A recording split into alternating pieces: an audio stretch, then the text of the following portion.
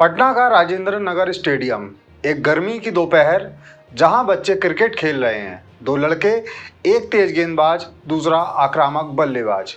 भीड़ नहीं, कोई कैमरा नहीं, बस बचपन की सादगी। वो दो लड़के थे, तेजस्वी यादव और चिराग पासवान। दोनों के पिता राजनीति के दिग्गज।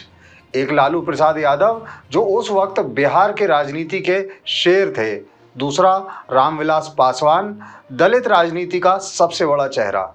लेकिन बच्चों को फर्क नहीं पड़ता था, उन्हें बस बैट, बॉल और दोस्ती चाहिए थी। तेजस्वी और चिराग की यह दोस्ती सिर्फ मैदान तक सीमित नहीं थी। स्कूल, ट्यूशन, पार्टी कार्यक्रमों के बाद का समय, सब में साथ।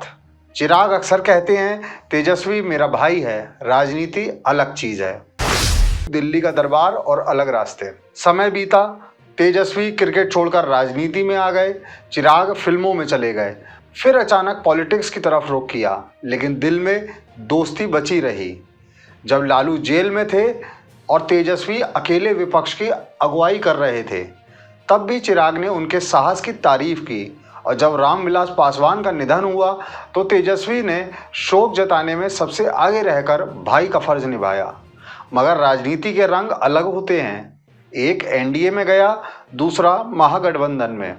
दोनों एक दूसरे से प्रेम करते रहे, लेकिन मंच साझा नहीं कर सके। मंचों पर शब्द बदल गए, लेकिन दिल में सम्मान बना रहा। राजनीति में प्रवेश और पहली टक्कर। 2020 के बिहार विधानसभा चुनाव में दोनों नेताओं की अग्नि परीक्षा थी। तेजस्वी ने नीतीश कुमार को चुनौती दी, वहीं चिराग ने एनडीए में रहते हुए भी जदयू के खिलाफ अभियान चलाया। उस चुनाव में चिराग को अपेक्षित सफलता नहीं मिली, लेकिन उन्होंने नीतीश कुमार के खिलाफ अपने विरोध को स्पष्ट कर दिया। वहीं तेजस्वी राज्य की सबसे बड़ी विपक्षी ताकत बनकर उभरे। इस समय भी दोनों के बीच टकराव नहीं दिखा, एक भी व्यक्तिगत टिप्पणी नहीं, एक भी कटाक्ष नहीं। जब बाकी नेता एक दूसरे पर शब्दवाण चला रहे थे, तेजस्वी और चिराग ने गरिमा बनाए रखी। पासवान परिवार में तूफान और भाई की मुश्किल। चिराग को सबसे बड़ी चोट मिली अपने ही परिवार से। उनके चाचा पशुपति पारस ने पार्टी में बगावत कर दी, एलजेपी को दो हिस्सों में बांट दिया। एनडीए ने पारस को कैबिनेट में जगह दी और चिराग को अलग थलग छोड़ दिया। इस कठिन समय में तेजस्वी ने चुपचाप समर्थन दिखाया। किसी सार्वजनिक बयान की जरूरत नहीं थी। जो असली रिश्ते होते हैं वो शब्दों के मोहताज नहीं होते। राजनीतिक विश्लेषकों ने उस वक्त से ही कहना शुरू कर दिया कि तेजस्वी और चिराग आने वाले समय में एक साथ आ सकते हैं, लेकिन दोनों ने तब किसी भी गठबंधन की संभावना से इनकार किया। अब की बार फिर से चुनावी तूफान की आहट। 2025 का बिहार चुनाव अब सिर पर है। नवंबर में मतदान संभावित है। नीतीश कुमार एक बार फिर पाला बदलकर महागठबंधन से एनडीए में आ चुके हैं। भाजपा के साथ उनका रिश्ता अभी भी मजबूरी का नाम महात्मा गांधी जैसा दिखता है। इधर चिराग के लिए स्थिति और उलझी हुई है। एनडीए में वे हैं, लेकिन जदयू के साथ मंच साझा करना उन्हें हमेशा से असहज लगता है। वह बार बार यह कह चुके हैं कि नीतीश कुमार को बिहार की राजनीति से संन्यास ले लेना चाहिए। तो सवाल यह है, क्या चिराग फिर वही गलती दोहराएंगे या इस बार वे पूरी ताकत से अपने लिए जगह बनाएंगे? और तब हुआ वो मुलाकात जिसने अटकलों को हवा दी। तेजस्वी यादव के घर एक खास अवसर था। वे पिता बने, एक बेटे का जन्म हुआ, परिवार में खुशी का माहौल था। उसी समय एक अनपेक्षित मेहमान आए, चिराग पासवान। कैमरे नहीं थे, मीडिया को पहले से खबर नहीं थी। चिराग एक भाई की तरह फूलों का गुलदस्ता लेकर तेजस्वी से मिलने आए। उन्होंने बच्चे को आशीर्वाद दिया और कहा, तेजस्वी मेरा भाई है और यह मुलाकात सिर्फ पारिवारिक है, राजनीति से इसका कोई लेना देना नहीं। मगर राजनीति में सिर्फ पारिवारिक जैसी कोई चीज स्थायी नहीं होती। अंदर खाने की हलचलें और दबी जुबान की बातें। मुलाकात के बाद राजनीतिक गलियारों में हलचल मच गई। एनडीए के कुछ नेताओं ने नाखुशी जताई, जदयू खेमे में बेचैनी बढ़ गई। वहीं आरजेडी के कुछ नेताओं को यह मुलाकात भविष्य की संभावनाओं जैसी लगी। चिराग के करीबी सूत्र बताते हैं कि वे इस बार सीटों को लेकर जरा भी समझौता करने को तैयार नहीं हैं। वहीं एक और नाम सामने आने लगा, चिराग के बहनोई, जो खुद एक युवा और महत्वाकांक्षी नेता हैं। अटकलें लगाई जाने लगी कि वे मुख्यमंत्री पद के लिए चेहरे के तौर पर लाए जा सकते हैं। यह अटकलें तेजस्वी खेमे को भी विचलित करती हैं। आखिर आरजेडी खुद तेजस्वी को मुख्यमंत्री उम्मीदवार के तौर पर प्रोजेक्ट कर रही है। ऐसे में दो महत्वाकांक्षी युवाओं का समीकरण सहज नहीं हो सकता। खुद चिराग ने कह दिया, राजनीतिक गठबंधन संभव नहीं। मुलाकात के बाद जब पत्रकारों ने पूछा कि क्या यह कोई नई राजनीतिक शुरुआत है, तो चिराग ने साफ शब्दों में कहा, नहीं, यह सिर्फ एक पारिवारिक भेंट थी। तेजस्वी मेरे भाई हैं, हमारे बीच का रिश्ता राजनीति से ऊपर है। लेकिन जहां तक गठबंधन की बात है, फिलहाल ऐसा कोई विचार नहीं है। राजनीति में इस तरह का फिलहाल शब्द सबसे बड़ा संकेत होता है कि अभी नहीं, लेकिन कभी भी हो सकता है। यही राजनीति की परिभाषा भी है, संभावनाओं का विज्ञान। विश्लेषकों की राय, राजनीति में नो मतलब में भी होता है। राजनीतिक पंडितों का मानना है कि यह मुलाकात यूं ही नहीं हुई।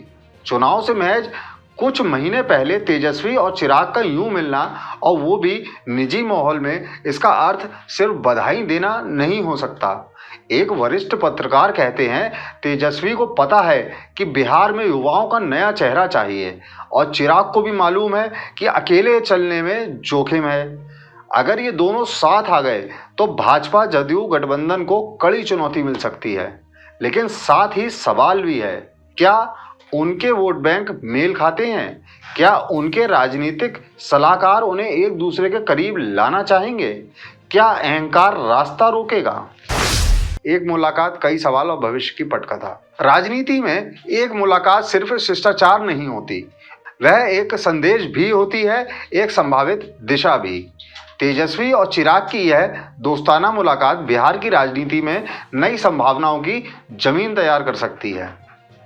चिराग कह चुके हैं कि गठबंधन नहीं होगा, मगर राजनीति में कब किसका मन बदल जाए, यह कोई नहीं कह सकता।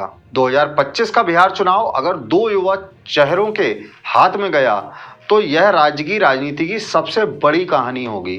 फिलहाल यह सिर्फ एक मुलाकात है, एक भाई अपने भाई से मिलने गया था, एक बच्चे का जन्म हुआ था, मगर राजनीति में हर नवजात भविष्य की कहानी का नया अध्याय हो सकता है। दोस्तों, पटना से एक बड़ी खबर आई है, और बड़ी खबर यह है कि एनडीए के बिहार में मुख्य सहयोगियों में से एक लोजपा, लोक जनशक्ति पार्टी, रामविलास की आज प्रदेश कार्यकारिणी की एक बैठक हुई है, और इस बैठक में जो प्रस्ताव पास किया गया है वो राजनीतिक विशेषज्ञों को चौंका रहा है। इस बैठक में यह प्रस्ताव पास किया गया है कि लोजपा यानी लोक जनशक्ति पार्टी आगामी बिहार विधानसभा चुनाव में अपनी पहचान बनाते हुए एनडीए के साथ चुनाव मैदान में उतरेगी, और लोजपा के प्रमुख और केंद्रीय मंत्री स्वर्गीय रामविलास पासवान के बेटे चिराग पासवान को सक्रिय राजनीति में हिस्सेदारी करने के लिए प्रस्ताव पारित कर दिया गया है। जी हाँ, नमस्कार, मैं हूं अनूप श्रीवास्तव और आप देख रहे हैं न्यूज नशा। दोस्तों, आज की खबर बिहार से है, बिहार की राजधानी पटना से है, जहां नवंबर में चुनाव प्रस्तावित है, और ऑपरेशन सिंदूर के बाद एक बार फिर से बिहार में चुनावी सरगर्मी तेज हो गई है। आपको मालूम है कि कल यानी 15 मई को राहुल गांधी पटना में थे। पटना और दरभंगा दो जगहों पर वो गए थे, और दरभंगा में उन्होंने दलित छात्रावास अंबेडकर हॉस्टल में छात्रों के साथ एक संवाद करने का कार्यक्रम बनाया था। पहले संभवतः शायद ऑर्डर मिल गया था, लेकिन बाद में वो अनुमति कैंसिल कर दी गई। बावजूद इसके बिना अनुमति के राहुल गांधी दलित छात्रावास पहुंचे। वहां गेट पर उन्होंने छात्रों से संवाद किया, करीब 10-12 मिनट तक संवाद किया। उसके बाद पटना आए। पटना में उन्होंने आइनॉक्स मॉल में जो है वो सिटी सेंटर में अपने कांग्रेसी कार्यकर्ताओं के साथ फिल्म देखी, फुले फिल्म देखी, जो कि फुले जो दंपति हैं उन पर आधारित है। और इस तरह से राहुल गांधी ने कांग्रेस का नैरेटिव बता दिया कि कांग्रेस का नैरेटिव इस बार बिहार में महादलित और महापिछड़ों को सेंटर फोकस रहने का है, उन पर ध्यान केंद्रित रहने का है। आज जो रामविलास पासवान के बेटे चिराग पासवान की पार्टी ने प्रस्ताव पारित किया, जो प्रदेश कार्यकारिणी की बैठक हुई। उसमें इन दो महत्वपूर्ण प्रस्तावों के अलावा, जिसमें चिराग पासवान को सक्रिय राजनीति में हिस्सेदारी करने की बात कही गई है बिहार की राजनीति में, और साथ ही साथ ये भी कहा गया कि लोजपा जो है अपनी पहचान, स्वतंत्र पहचान बनाते हुए बिहार में एनडीए के साथ कोलैबोरेशन में चुनाव लड़ेगी। इसके अलावा बहुजन भीम सम्मेलन का आयोजन किया जाएगा। भीम शब्द से मैं आपको याद दिलाना चाहूंगा कि भीम शब्द का ताल्लुक जो है निश्चित रूप से दलित बिरादरी से है, दलित समुदाय से है, दलित वोट बैंक से है। चाहे वो भीम शब्द का इस्तेमाल आप उत्तर प्रदेश में देखें और चाहे आप उसे बिहार में देखें। बिहार में बहुजन भीम शब्द का इस्तेमाल किया जा रहा है चिराग पासवान की पार्टी लोजपा के द्वारा। उत्तर प्रदेश में चंद्रशेखर आजाद रावण जो है उन्होंने बाकायदा भीम पार्टी बनाई हुई है, और मायावती भी अपने संबोधन में जय भीम जय भारत ही बोलती है।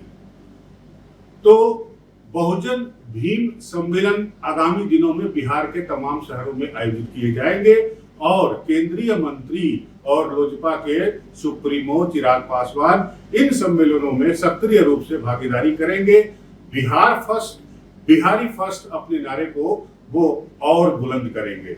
आज एक प्रोग्राम भी हुआ पटना में, एक टीवी चैनल का, नेशनल चैनल का प्रोग्राम था। इस प्रोग्राम में भी चिराग पासवान ने एक बड़ी अप्रत्याशित बात कही। जब एंकर उनसे सवाल पूछ रहा था तो एंकर ने उनसे पूछा कि मध्य प्रदेश के जो मंत्री विजय शाह है, उनका जो बयान सेना के प्रति आया, उस पर आप क्या सोचते हैं। तमाम पॉलिटिकल सवालों के अलावा ये सवाल उनसे पूछ लिया गया, और बिना घबराए, बिना किसी हिचक के चिराग पासवान ने साफ साफ कहा कि अगर वो बंदा मेरी पार्टी में होता तो मैं उसको उम्र भर के लिए निकाल चुका होता अपनी पार्टी से। लेकिन गठबंधन के अपने मर्यादा है, अपने कायदे कानून है, इसलिए मैं किसी पे कुछ कह नहीं सकता।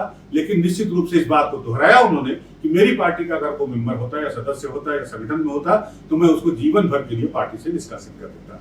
बड़ी बात कही रामविलास पासवान ने, और रामविलास पासवान के इस तरह से सक्रिय होने या सक्रिय राजनीति में हिस्सेदारी करने का प्रस्ताव पारित करने के पीछे क्या है, क्या इशारा है इस प्रस्ताव के पारित होने का, हम आपसे इस वीडियो में डिस्कस कर रहे हैं। आप इस वीडियो में बने रहिए, अंत तक हमारे साथ बने रहिए। तो दोस्तों, बिहार फर्स्ट, बिहारी फर्स्ट, ये सपना है चिराग पासवान का, जिसे वो कई बार सार्वजनिक मंच से जाहिर कर चुके हैं। और उनका कहना है कि बिहार से न सिर्फ पलायन उनका रोकने का मकसद है, बल्कि साथ ही साथ वो जो पलायित बिहारी हैं, जो पलायन होकर बाहर चले गए हैं कामकाज करने, नौकरी करने, मजदूरी करने, उनको वापस बिहार बुलाने का उनका लक्ष्य है। और ये लक्ष्य उनका तब से है जब से वो सक्रिय राजनीति में इंटर किए हैं। चलिए बात करते हैं चिराग पासवान की लोजपा की। चिराग पासवान चाहे किसी से नाराज रहे या खुशी रहे, लेकिन प्रधानमंत्री का उनके ऊपर वरद हस्त है, और चिराग पासवान को एक तरह से प्रधानमंत्री नरेंद्र मोदी का हनुमान भी कहा जाता है।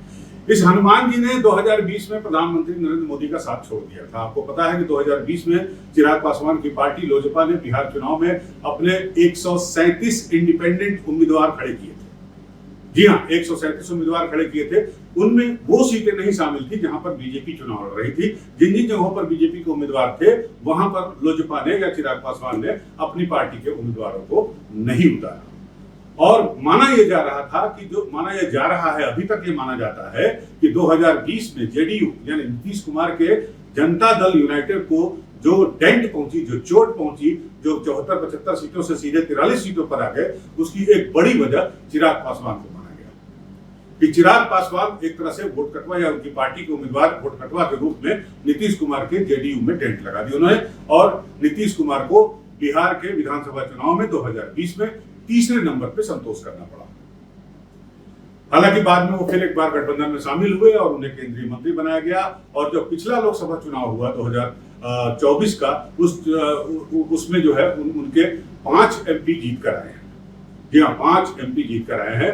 लिहाजा आज का जो ये प्रस्ताव पारित किया गया है, उसमें एक संकेत ये भी है कि जब एनडीए में घटक दल और बीजेपी जब एक साथ बैठेंगे, बिहार चुनाव के लिए सीटों के बंटवारे की बात की जाएगी, उस वक्त एक बड़े चंक की डिमांड जो है लोजपा की तरफ से हो सकती है, क्योंकि आज का जो प्रस्ताव पारित हुआ है, इंडिपेंडेंट अपनी पहचान बनाए रखते हुए अपना वजूद बनाए रखते हुए बिहार के चुनाव में लोजपा उतरेगी। चिराग पासवान जो है वो सक्रिय राजनीति में हिस्सेदारी करेंगे, न सिर्फ हिस्सेदारी करेंगे बल्कि जिम्मेदारी निभाएंगे। वो जिम्मेदारी कौन सी होगी, इस बारे में भी पूछा गया चिराग पासवान से कि भाई आपकी मंशा जो है, आपकी महत्वाकांक्षा जो है वो मुख्यमंत्री बनने की है, बिहार का सीएम कुर्सी पर आपकी नजर है, आप सीएम की कुर्सी पर बैठना चाहते हैं, बिहार में रहने का मतलब आप सीएम हाउस में रहना चाहते हैं। लेकिन चिराग पासवान ने इसे साफ साफ इनकार कर दिया। उन्होंने कहा कि ऐसी मेरी कोई महत्वाकांक्षा नहीं है। मैं आज के 1 साल बाद भी जब पटना में रहूंगा और पटना में जब जाऊंगा, सीएम हाउस जाऊंगा, तो मैं नीतीश कुमार से मिलने जाऊंगा और बिहारी फर्स्ट का जो उनका नारा है उसे किस तरह से इम्प्लीमेंट करें, इसके बारे में चर्चा करने जाऊंगा। जाहिर है चिराग पासवान ने अपने इरादे जाहिर नहीं किए, लेकिन इशारा साफ है। जी हाँ, अगर बात करें बिहार के बड़े नेताओं की, कद्दावर नेताओं की, तो बिहार में एक युग हुआ करता था। रामविलास पासवान जो चिराग पासवान के पिता है, स्वर्गीय रामविलास पासवान, इसके अलावा लालू प्रसाद यादव और नीतीश कुमार और भी बहुत सारे नेता थे। लेकिन वो युग अब धीरे धीरे समाप्ति की ओर अग्रसर है। लालू यादव की उम्र भी तकरीबन 80 के आसपास हो चली है, वो बीमार है, उनकी डायलिसिस होती है, उनकी किडनी खराब है। नीतीश कुमार के स्वास्थ्य को लेकर भी अब कई तरह की बातें की जा रही है, जैसा कि आपने सोशल मीडिया पर देखा होगा। तमाम तरह की बातें कही जाती है। तेजस्वी यादव तो खुलकर आरोप लगाते हैं कि नीतीश को बीजेपी ने अपने बस में कर लिया है, नीतीश होश में नहीं है, नीतीश बेहोश है। तो जाहिर सी बात है कि बिहार को नए नेतृत्व की जरूरत है, यंग युवा नेतृत्व की आवश्यकता है। महागठबंधन में को युवा नेतृत्व मिल गया है तेजस्वी यादव के रूप में। जी हाँ, महागठबंधन जो कांग्रेस और आरजेडी, राष्ट्रीय जनता दल का एक बड़ा चंक और वामपंथी दल उसमें शामिल है, उनमें एक युवा लीडर आ गया है और वो है तेजस्वी यादव का। हालांकि तेजस्वी यादव का नाम जो है वो बतौर मुख्यमंत्री चेहरा डिक्लेयर नहीं किया गया है, लेकिन कोऑर्डिनेशन कमेटी का उनको अध्यक्ष बनाया गया है और इस तरह से तेजस्वी का नाम सबसे ऊपर है। अगर महागठबंधन की पार्टी या महागठबंधन बिहार 2025 के चुनाव को जीतता है, लेकिन ये स्थिति एनडीए गठबंधन में नहीं है।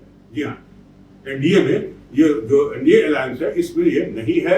इसमें अभी तक बीजेपी भी मजबूरी में कहें या जरूरत में कहें नीतीश कुमार को ही मुख्यमंत्री चेहरे के तौर पर प्रोजेक्ट कर रही है और साथ साथ ये भी कह रही है, जो तमाम तरह की बातें उठाई जाती है, महाराष्ट्र का उदाहरण दिया जाता है, बावजूद उसके बिहार के सारे नेता और आला कमान के भी नेता जो है उनका कहना है कि नीतीश कुमार ही मुख्यमंत्री होंगे। लेकिन सवाल है कि कब तक। तो एनडीए की तरफ ऐसा नहीं है, जैसा कि मैंने आपको बताया, एनडीए की तरफ से अभी भी नीतीश कुमार को ही बतौर मुख्यमंत्री चेहरा प्रोजेक्ट किया जा रहा है और ये भी कहा जा रहा है नीतीश कुमार की पार्टी जेडीयू तो खैर कही रही है, साथ ही साथ बीजेपी के नेताओं का भी कहना है, चाहे वो बिहार के नेता हो या फिर केंद्र के नेता हो, सबका ये कहना है कि एनडीए अगर चुनाव जीतती है, सत्ता में आती है, तो वो नीतीश कुमार को ही सीएम पद की शपथ दिलवाएगी, यानी अगले मुख्यमंत्री भी नीतीश कुमार ही होंगे। लेकिन सवाल उठता है कि कब तक। नीतीश कुमार की उम्र को देखते हुए, नीतीश कुमार की शारीरिक और मानसिक मजबूती को देखते हुए, उनके स्वास्थ्य को देखते हुए सवाल ये भी उठाया जा रहा है कि लालू एक तरह से सक्रिय राजनीति से रिटायरमेंट हो चुके हैं। अब निश्चित रूप से लालू का वो जलवा आपको इस बार बिहार के चुनाव प्रचार में देखने को नहीं मिलेगा। नीतीश कुमार एक्टिव रहेंगे, लेकिन सब लोग यही पूछ रहे हैं कि आखिर कब तक। क्या ऐसा तो नहीं कि बहुत लोग ये बात बीच में उठाए थे कि कहीं ऐसा तो नहीं कि महाराष्ट्र की कहानी जो है वो बिहार में दोहराई जाएगी। खैर, वो तो बात की बात है, जब चुनाव हो जाएंगे उसके परिणाम आएंगे तब पता चलेगा। लेकिन ये एक बड़ा यक्ष प्रश्न है कि एनडीए को भी एक युवा नेता की जरूरत है। बिहार में ऐसा कोई चेहरा बीजेपी के पास नहीं है और ले दे के अगर बिहारी फर्स्ट की बात करें तो चिराग पासवान ही तेजस्वी यादव के मुकाबले खड़े दिखाई देते हैं। जी हाँ, चिराग पासवान ही एक ऐसा चेहरा है जो तेजस्वी यादव की हर बात का जवाब, ईंट का जवाब पत्थर से कह सकते हैं कि वो दे सकते हैं। लेकिन सवाल यह भी है कि क्या बीजेपी चिराग पासवान को मुख्यमंत्री बनाने की हिम्मत करेगी, या यूं कहें हिमाकत करेगी, या यूं कहें कि प्रयोग करेगी। ये एक बड़ा सवाल है और चिराग पासवान की पार्टी, चिराग पासवान ने आज जो पटना में डेवलपमेंट हुआ उससे उन्होंने इशारा दे दिया है। बड़ा इशारा है, बड़ा संकेत है, इसे समझने की कोशिश करिए। आगे क्या करेंगे चिराग पासवान, आगे किस तरह से वो बिहारी फर्स्ट के अपने मिशन को आगे बढ़ाते हैं, मन में जो मिशन है उसमें कहां तक वो कामयाब हो पाते हैं, बनी रहेगी हमारी नजर। आप भी हमारे साथ बने रहिए। मिलते हैं आपके साथ अगले वीडियो में, तब तक के लिए नमस्कार, जय हिंद। और आप हमसे जुड़े रहने के लिए सब्सक्राइब करें YouTube पर, फॉलो करें Twitter पर और लाइक करें Facebook पर। और ज्यादा जानकारी के लिए आपको टाइप करना होगा सिर्फ न्यूज नशा।